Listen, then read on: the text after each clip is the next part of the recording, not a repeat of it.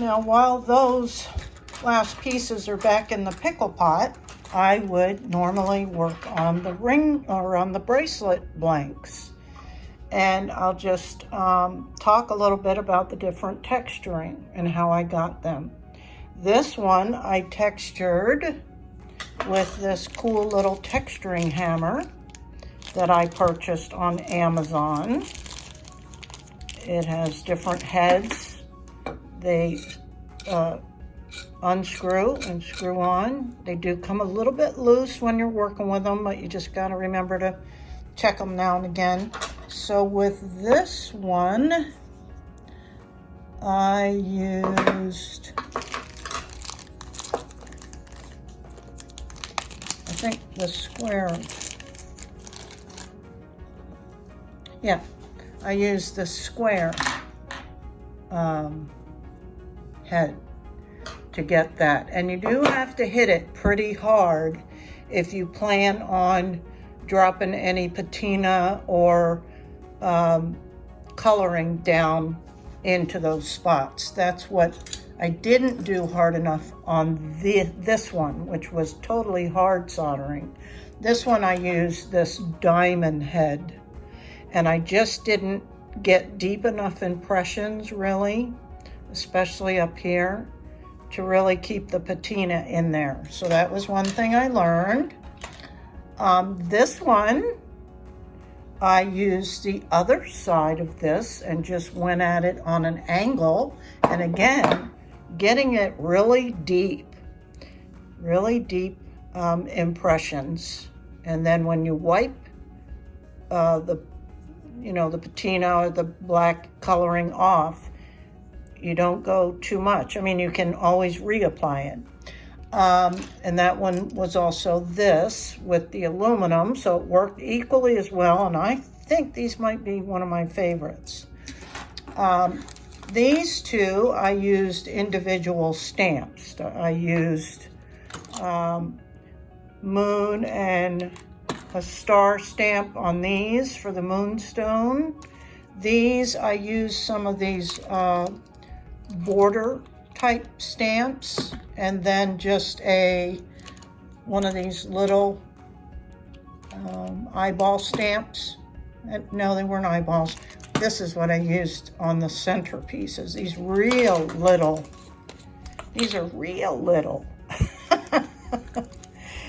Look how little those are. I mean, they're really cute designs. And that's what I've used on several of the pendants I do. There's that squiggly one I did on that aquamarine. And I love these a lot. They just don't last as long because you tend to beat the hell out of them. As I always like to say, to get a good impression. Anyway, I do. So those were actual stamps on these. And then I think my favorite is this one. Look how cool that is. What do you think that could be?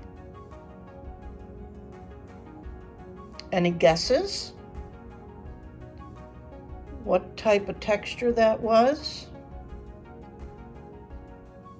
Going once, going twice, going 3 times.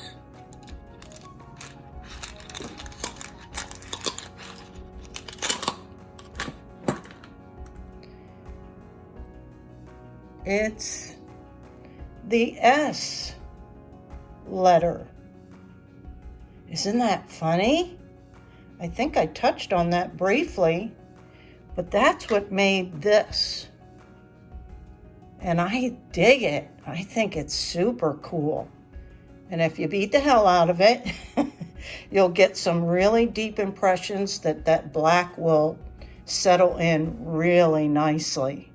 So you got to think outside the box, guys. And I'm always looking, like I've got nails out here that I've used before and all kinds of different things I've tried. You can use a big bolt that has the screw part on it and hammer and get different effects. The other thing, because liver of sulfur or the patina for soft soldering won't work on aluminum. So, thinking outside the box, well, not really, other people have done it. You can use, of course, in impression, like impress art, that really are big into the stamps, they just use a Sharpie because it's a permanent marker and it's down in the recesses, so it's not gonna come off on your skin or anything. It's down in there. So you can do that, or what I have found is equally great, and what I use on all of these is a painter's marker. And this is just a black acrylic, I think. It might be, oh, I see it's distributed by Elmer's. Let's see if I can read. So it's made in the USA. Opaque paint markers. Permanent. So it's permanent, considered permanent paint, not water soluble or whatever. And I like this a lot, and this is like other types of things where if you press down on that head, it distributes more, so you can get a good, like a puddling, and it worked real well for the initials too. So that's what we're going to be working on now. This is one of my favorites. I just love that white skull sight. It's so stunning with the copper. And we've got a Shattuckite. This is a Veracite. Really cool shades of green and browns. I thought went real well with the copper. Of course, you know, one of my favorites, Moonstone. And I had to decide which I could get the best flash from, and it seemed to be it positioned this way, right? As opposed to this way. But look, it doesn't matter. That's up to you. And then this was a rainbow solar quartz. And of course, the abalone, which turned out super cool. Now, this particular bezel wire is way thicker than any of these other bezel wires, if you can see. Because if you compare the side, like the height of them, you see where these end, but then this comes all the way up. And I chose this in particular because abalone shell cabochons are usually exceptionally thick because, of course, they're shell. But now I have to decide on a copper, the moonstone, and the silver color with this larvacite, what kind of design I want. But I'll start off with choosing the type of ring or bracelet blank. And these are mostly the aluminum. I got these on Amazon. I think I'm down to just one copper left, actually. So the rest of these are the silver aluminum. So I only have this one copper left. And these I bought came in, I think, 5 different shapes. You get 4. Oh, good, I have 2 copper. Yeah, you get 4 different shapes of the aluminum. And I believe you get 5 of each. And I want to say these were probably under $20 for, what did I say, 5 to, so 20 bracelet blanks of different shapes. This one is this tapered one. This one I did like last year. And again, I did that little tutorial earlier this week about the difference between hard soldering and soft soldering, and showed these 2 bracelets. This is all torch work, every bit of it, and this is all soft soldering with a soldering iron. Now, all these we're working on today is a combo of both those techniques, right? Even though this is all copper and you don't have to wrap it, it's still soft soldering. And then this is with applying the tape on the back. So I thought that was pretty interesting to try something, again, thinking outside the box. So this is, what did I say? Where did that go? Oh, I like this tapered one. So I wonder, for the copper, this might be too big for this little moonstone. What do you think?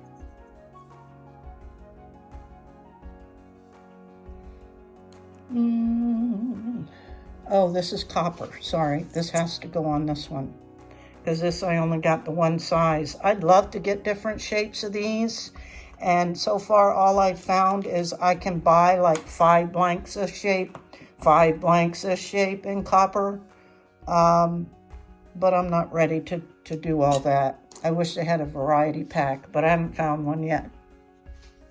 So that's going to be on that one. What are we going to put? Maybe the larva kite will look cool on that in this direction. Yeah, because it's not quite as big as this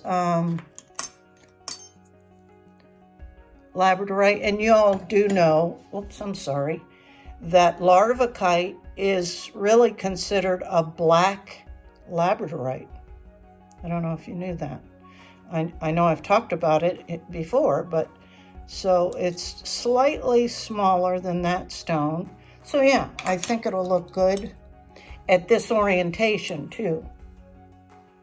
This way. Okay, cool. Now we know what bands we're going to pick out.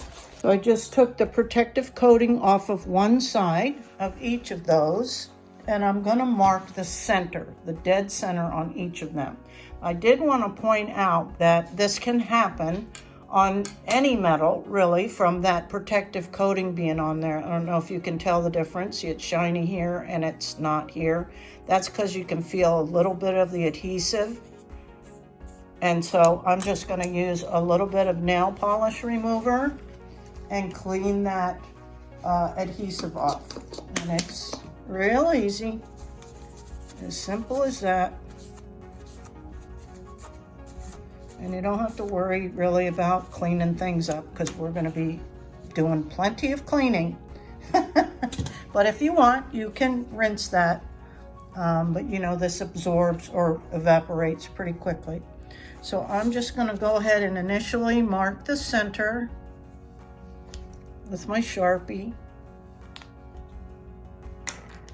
Well, this will be for the front. So that's dead center.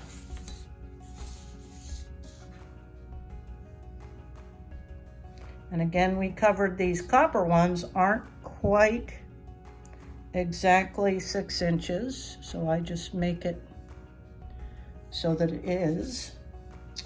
And then we're going to flip these over, take this off on both of them. Get out my initial stamps. Take one that I want to work on, and I put it not at the absolute end, but towards the end. And tape it down. I start with my middle initial. And I'm getting better with this. What I've decided is to, you know, try and spend a little bit more time kind of paying attention and getting it as centered as I can and really having a good hold on it.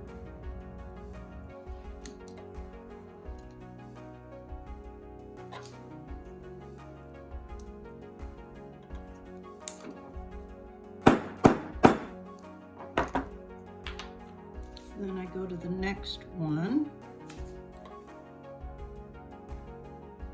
You can actually get them closer to each other than what you would imagine. For me, the trick is making sure that I've got similar space up and down. Oop, my finger slipped. So that one didn't turn out very well. Let's see if I can do a better job on this one.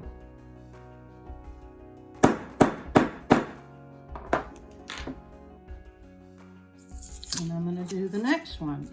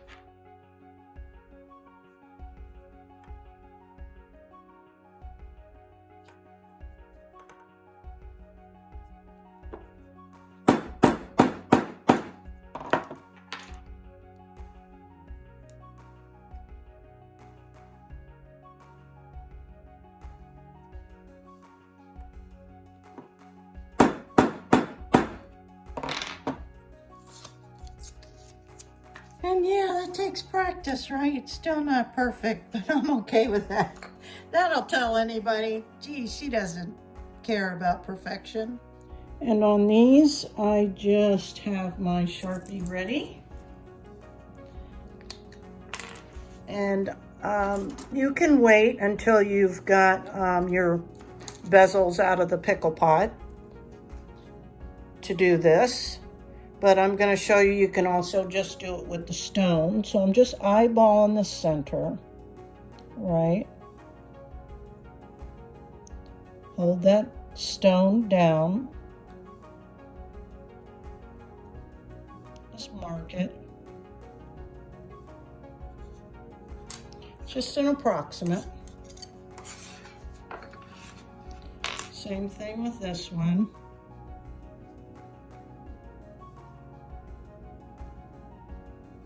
It's just so I know where not to stamp, right? And then we're going to stamp. Now, what did I decide I wanted to do? Do I want to do something like this on it? I think so. I'm going to do that S again. I'll just show you how easy that can be.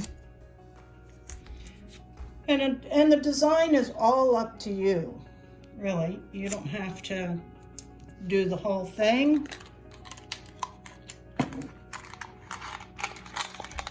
can do the whole thing. You can also just use whatever you want, any shapes you want, really. But I kind of really like that. Because there's a lot of black that can be dropped, and because this is a kind of a black stone, I think it'll look cool. And remember, a nice deep impression.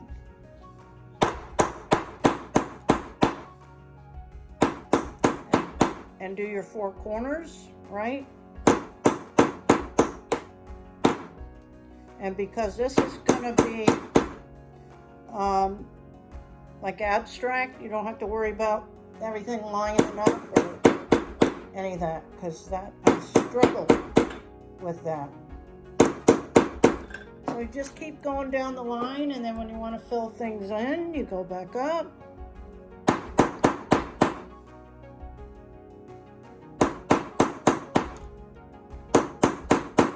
And so on, until you get a look like this, right? So you're going to stamp on top of stamping and turn it around and fill it in.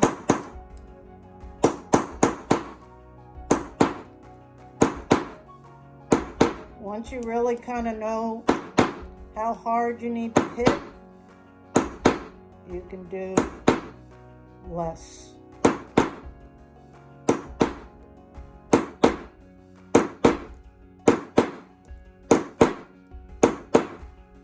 Okay, so I'm going to continue with the stamping.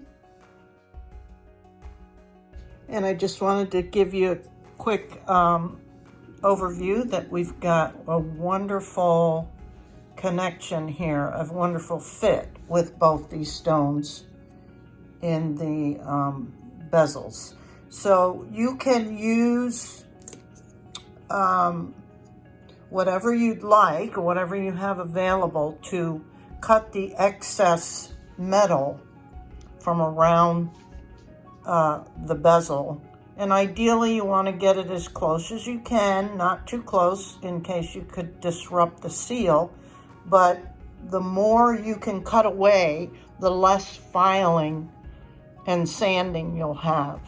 And I had, up until recently, just been using some kitchen shears and whatnot, because that's just where I was in the process.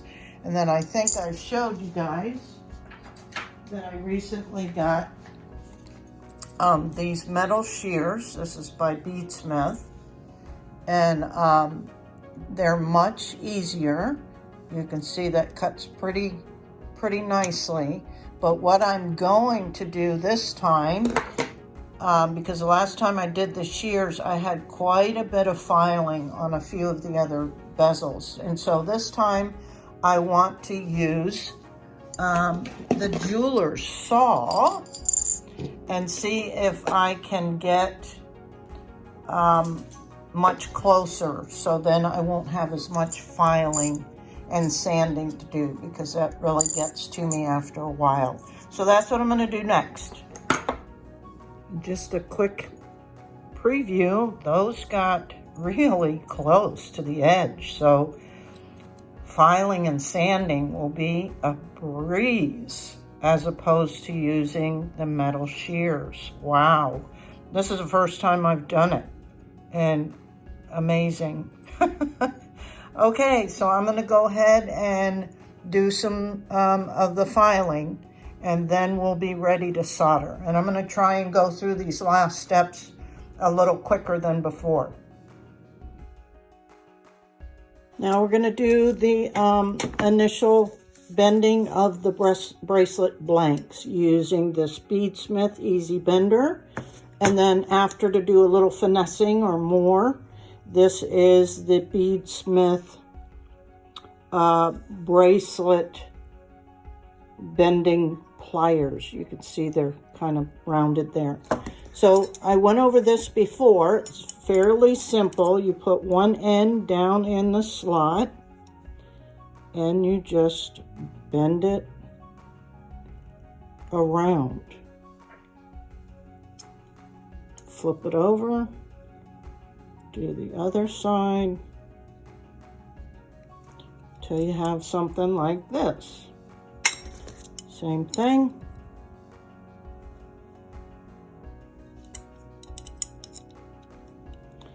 And next we're going to go ahead and do the soldering part, and then we'll finesse the curving and all that with the pliers. Okay? So for this next part, we're going to use a combination of the soldering iron, quite high. I have it on about 450, which will be about 1,000, I think. This is 450 Celsius. Clean my tip off. Let that get heated up. The other thing I'm going to use is this real small little torch that puts out an itty bitty little flame. Silver Gleam, lead-free soft solder, and a little bit of the Novacan Old Masters stained glass flux, and just a itty bitty little bit in a bowl. I've cleaned both the backs of these bezels and the surfaces to be soldered with a little bit of rubbing alcohol. So after doing a few of these, what I discovered, which was easiest for me to accomplish this, was to initially Put a little flux, and we're doing the copper one first.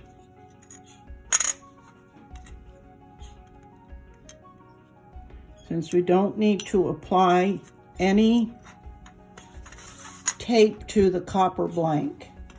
And I'm using these 2 charcoal bricks as a supporting station, so to speak. Get my soldering iron out. It's all really, really hot.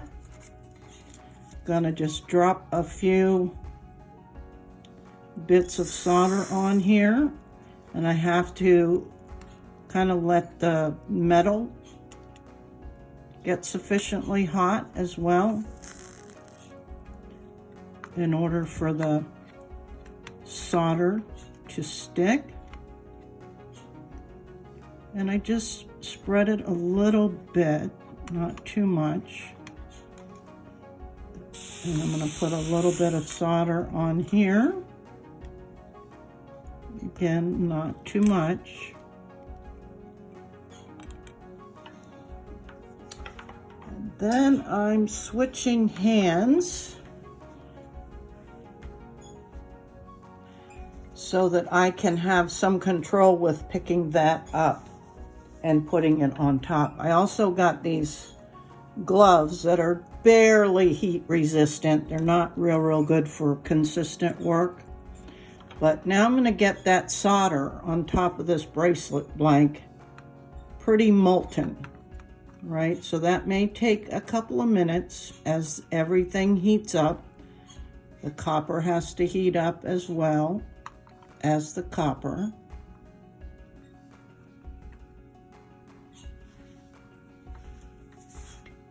Little tricky showing everything and trying to film because if I'm wearing those gloves, I can't really turn on the camera.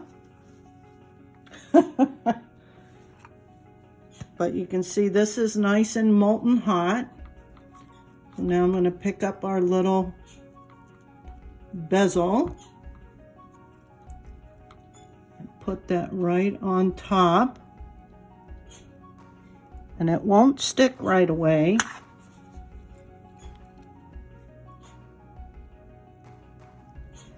Okay.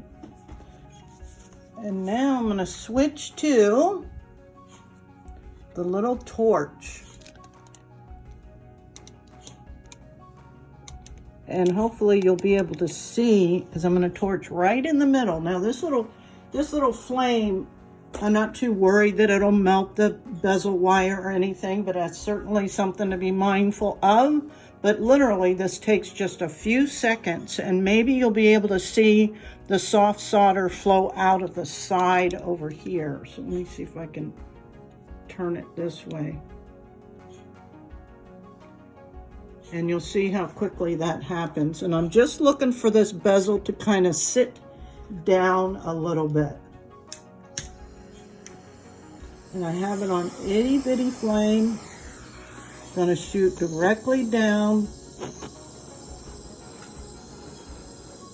You see it's moving.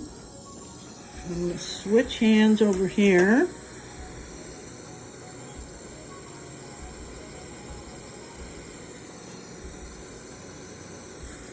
Okay, got it where I want it.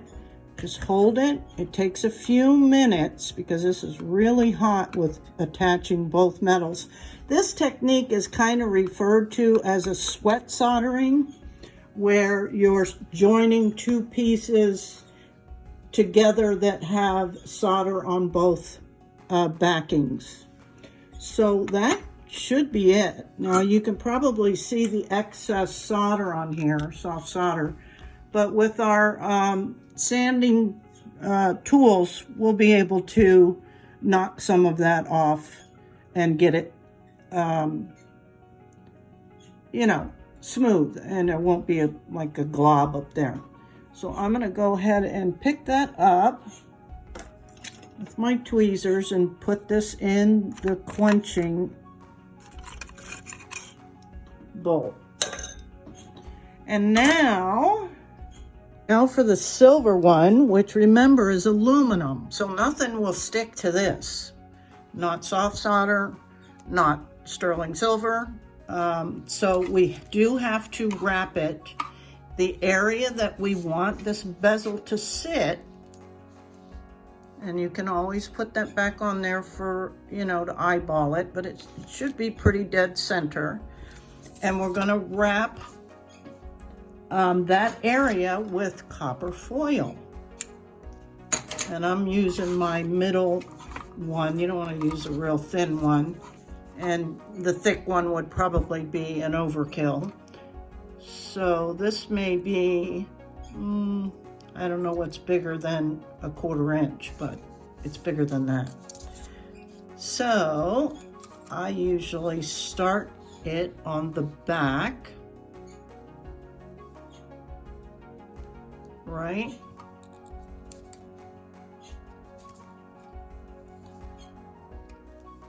I don't want it covering up any of the design.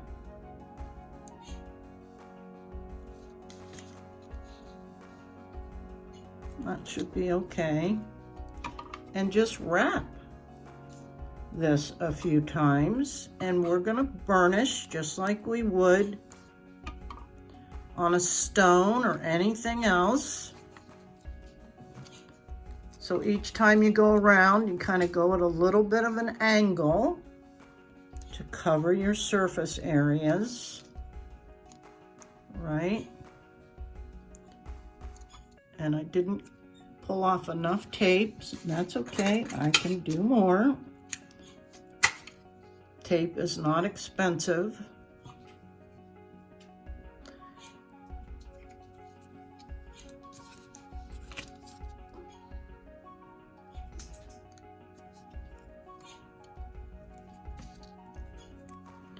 Just continue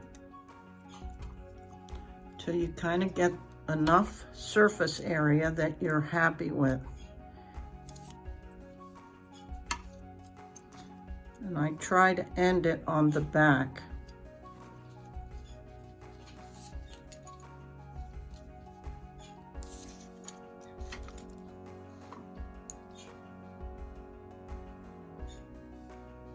That should be okay.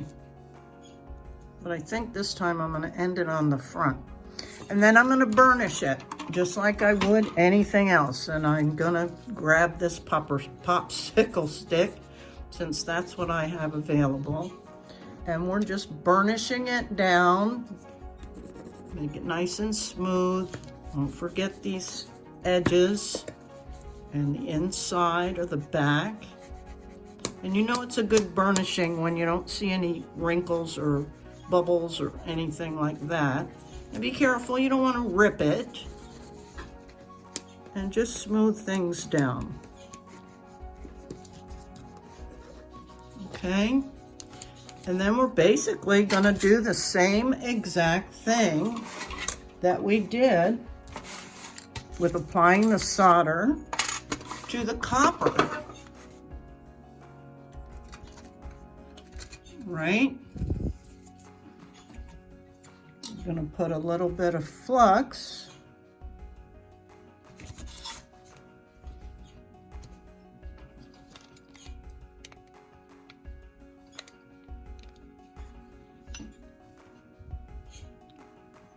Actually, I'm going to go ahead and do this back side of it first, and then I'll move on to the front. It's a little hard for me to show you everything because I only have 2 hands. So just drop a couple, you know, globs on there, and we'll hold on to that with a rag or your pliers or whatever. Smooth this out. And it's better if you just do a tapping motion than to try and drag everything, and we can smooth this out later.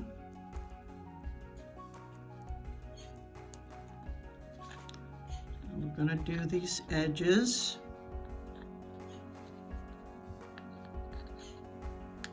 A little bit more solder.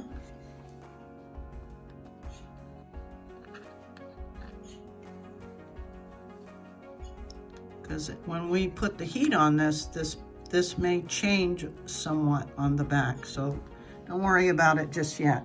Now I'm gonna set it up in between the bricks. So same thing, I'm gonna put some flux on here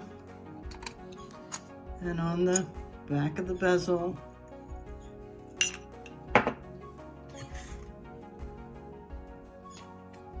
Clean our tip off. Drop some solder on here.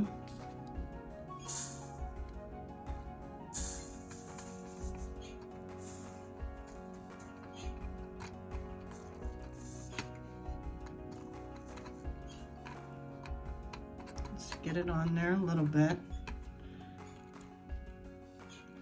Put a little bit on the back of the bezel.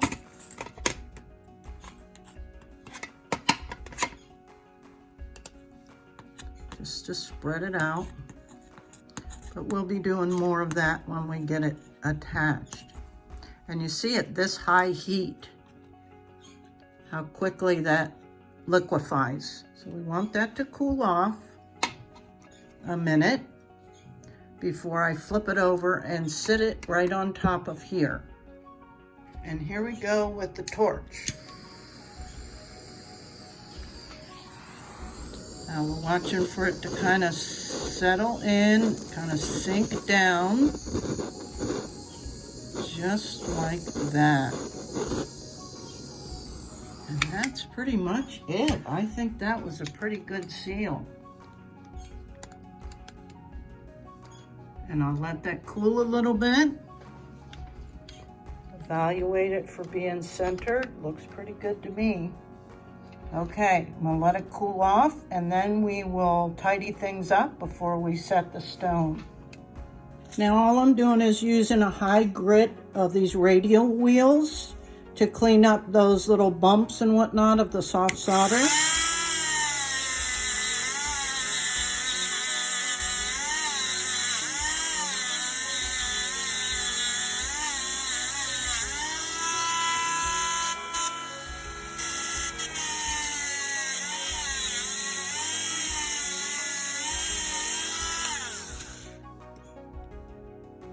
So see, it takes it down a little bit and it's not so noticeable. And do both sides. You can do back here. And that's what I'm going to continue to do, is go through these and polish things up a little bit before I think I'm going to go ahead and do the black in the recessed areas before we set the stones.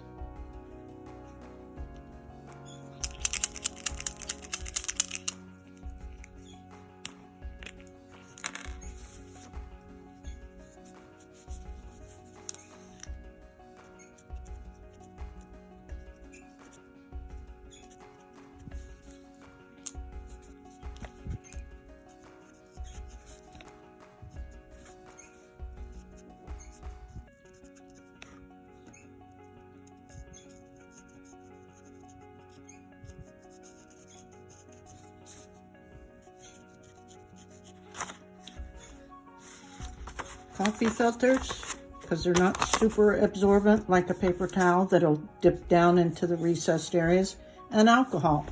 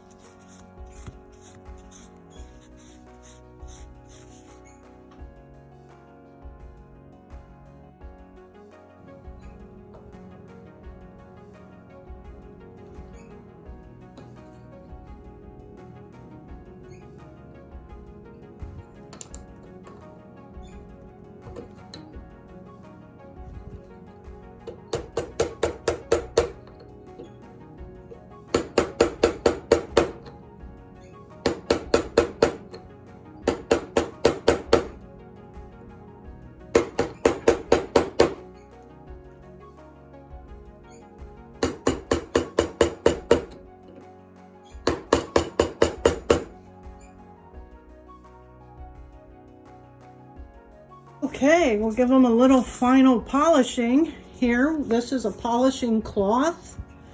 It's got compound embedded in it. They're not really that cheap. This is like a 2x2, 2" by 2, and they average about $1 a piece. So I use them sparingly, but they do an absolutely amazing job. It's shocking. So I always give my jewelry a final polishing with these before they hit the door. And you can see that they do a fabulous job. So I'm going to polish them up. Okay guys, here's the 2 final bracelets. And I love them. They turned out so good. Oh my goodness. So yeah, check it out. It's pretty good for ultimately a soft soldering job, I think. Because soft soldering, for me, takes on a very organic, kind of a messy design, whereas hard soldering is very crisp and clean, and this is the best of both worlds in my opinion. So I will definitely be doing more of these.